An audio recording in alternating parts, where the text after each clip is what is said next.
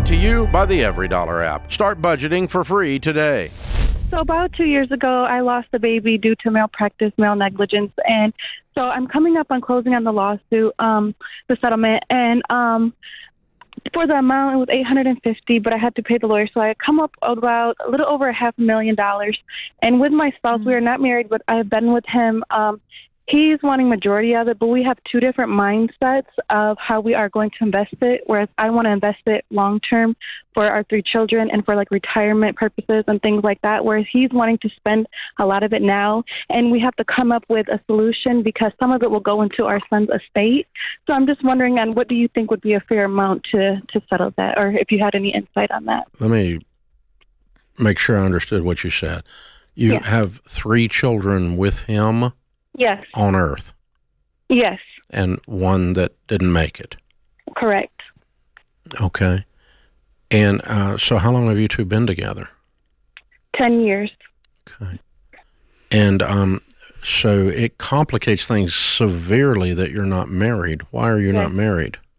I'm not sure. That's another problem that we're having. You've been together how long? 10 years. That's a long problem. Yes, that is.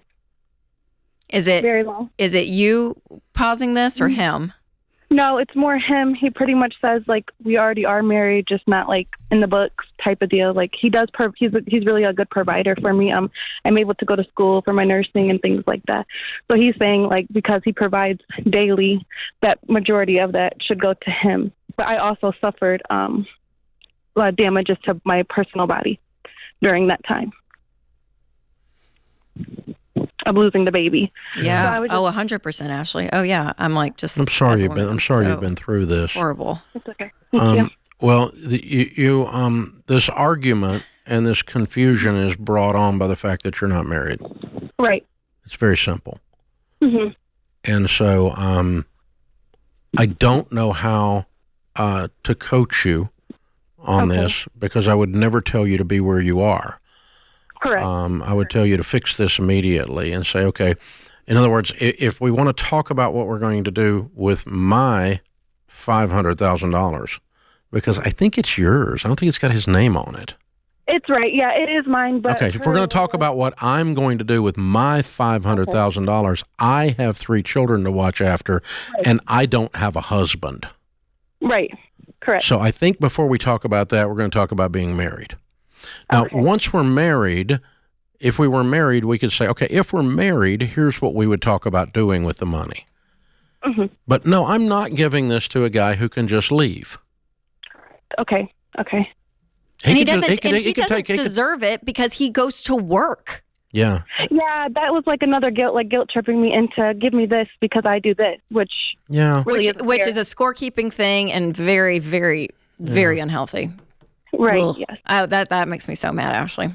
Yeah. Oh. This is not and the fact he doesn't want to marry you. All of it. You're not in it's not a healthy relationship. Would you agree? Okay. I would agree, yes. Okay. All right. So let's do some, let's talk about doing some, but set the money. Okay. Here's the interesting thing. Let me help you with it. This just occurred to me. I was talking to a group of people this morning, a group of leaders, and I told them something that we've used for many, many years around here, and I've observed it. And this is an example. More money does not make people go bad. It reveals when they're bad. Okay. So like, money destroyed my children. No, you had crummy children. Or you were you're a crummy parent and you made crummy children. Yes. And so you gave them money and now you've got a reality show on your hands, And so that what's happening here is your relationship was it was toxic and there were problems in it, and this big chunk of money is revealing it. It's magnifying it. And that's really good news for you and your boyfriend and your children. You have the opportunity to make this family whole and correct for the first time. Or leave. Yeah. Yes. Yeah. So you have $500,000. I think you can finish nursing school.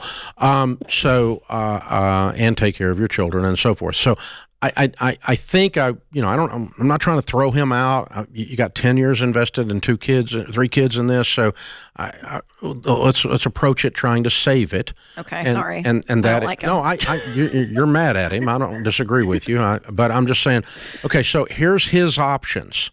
If you're my daughter and you came to me, here's what I would tell you to go say to the young man. Mm-hmm. I now have $500,000. It is not yours. Okay. And this is revealing to me some of the struggles in our relationship, that you think it's tit for tat, that you work and give money, so I have to do this, and I do this, so you have to do that. And that's not how a good relationship works. So we need to sit down with a good marriage counselor and talk about how our relationship can be made better and how we get married. Okay. And in the process of talking about that, this is you talking to him. In the process of talking about that, honey, we'll discuss when we're married what we will do with our $500,000. There is not a scenario where we're not married and you get any of this. Okay. Okay. Now see what happens. And make sure, though, again, Ashley, I'm protecting you in this, that he doesn't turn on some weird manipulative switch suddenly and be like, well, that's my ticket into some of this money if I just marry her. I don't know. Like, do you know what I mean? Like, yeah, but I'm putting him with a therapist. Yes. Yes. But see, this all came about because the lawyer said he has a right because some of it goes into our son's estate. So that's what the lawyer put in his mind. That's which son? The one that passed away? Yes, correct. Okay. No, he doesn't have. He does not have a right. You're to your son's estate. Your son's estate has to be managed for the heirs of your son. Okay. Which would be his siblings, not his father. Okay. Yep. Okay. And so I think you may need some more legal advice too. Mm-hmm. Okay. But yeah, I think this is exposing what was weak, and this is your opportunity to make some decisions. Mm-hmm. If you give him a big chunk of this money out of this, I predict this is going to go sideways for you. Yes, I agree. And I don't think it's healthy. And I'm not being mad at him. He just thinks he's got this figured out. I don't like him, but I'm not mad at him. I don't think people ought to behave the way he's behaving, but I'm not mad at him. I think he's just being who he is. And I'm afraid this whole situation may have revealed that. Mm-hmm. You may end up giving him a $100,000 check because of the estate issue to go away, but he goes away then.